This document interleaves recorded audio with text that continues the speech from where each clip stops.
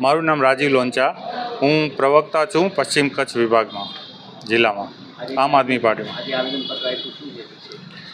આજે અમે ડેડિયાપાડાના એમએલએ શ્રી ચેતરભાઈ વસાવાને એક રાજકીય કિનાખોરી દ્વારા એમને ખોટા કેસમાં જે ફસાવવામાં આવ્યા છે તેનામાં જે જામીન થઈ નથી અને ખોટી તારીખ 5 જુલાઈથી આજ સુધી એમને જેલમાં રાખવામાં આવ્યા છે।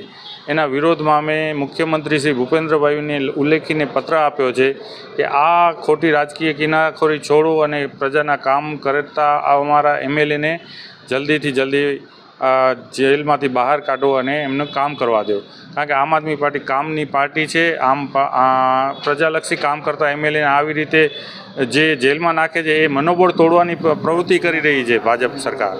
આ પ્રવૃત્તિ અટકાવે અને વધુમાં વધુ લોકોના કામ થાય એના માટે ચેતરભાઈને જલ્દીથી જેલમાંથી છોડવામાં આવે।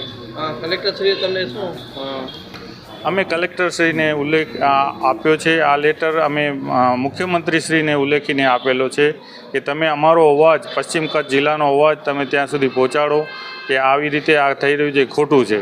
આવી રીતે આખા ગુજરાતમાં એકોએક જિલ્લામાં આ પ્રોગ્રામ થઈ રહ્યો છે। બધા જ કલેક્ટરશ્રીઓને આ ટાઈપના પત્ર